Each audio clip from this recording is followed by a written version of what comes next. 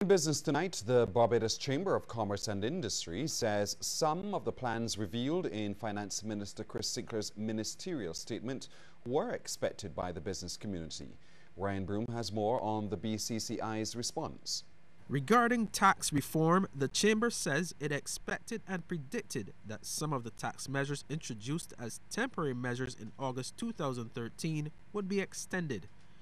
It says this is disappointment for the business community, particularly in terms of the tax measures which have been onerous.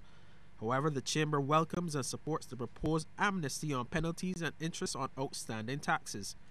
At the same time, it is reminding government of the urgency of settling long outstanding payments for goods and services, as well as VAT refunds. The BCCI says it sees this as an essential part of stimulating the private sector's ability to advance growth initiatives. With respect to an expected increase in foreign direct investment in tourism, the BCCI says it continues to advocate for a focus on such projects. This, it says, will help to ensure full facilitation to make sure they come to fruition in the indicated time frame. The Chamber also touched on the topic of private-public sector partnerships, noting that it will work with prospective partners and government to encourage efficiency and lowered costs to some services in the public domain.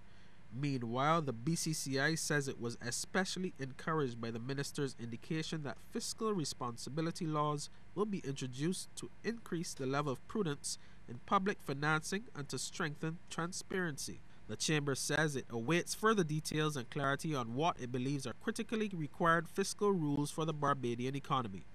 Ryan Broom for the Business Report.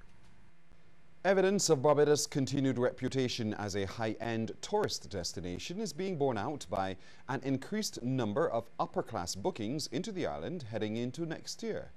This from Andre Bello, the commercial manager in the Caribbean for Virgin Atlantic. He made the revelation as the company officially opened its new-look, open-spaced office design at Hastings, Christchurch. He says Barbados continues to be a major part of Virgin's Caribbean business. Predicted and projected that because we knew that's where the market was going. And we knew that the 747 that we flew in here, and we still fly in here actually, with 14 seats in the front, we were not being competitive because we were frustrating customers who could not get a premium seat with us. And now having 33 seats in the A330, that's been a major shift. We've seen an increase in numbers, we've seen an increase in revenue because we're selling better price seats, and I think it really is a competitive product. Meanwhile, Minister of Tourism and International Transport Richard Seeley reflected on the strong history between Barbados and Virgin since it started operating a service to the island in 1998. He said that relationship continued to be strong despite the turbulence caused by the air passenger duty. Yes, there were the challenges recently with the increases to the airline passenger duty, and Virgin did have to reduce services to some Caribbean destinations. But at no point in time was the frequency of the service to Barbados ever adjusted.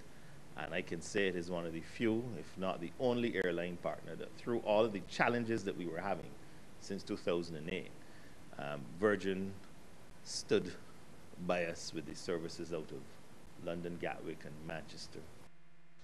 Here now is a look at how stocks traded on selected exchanges across our region.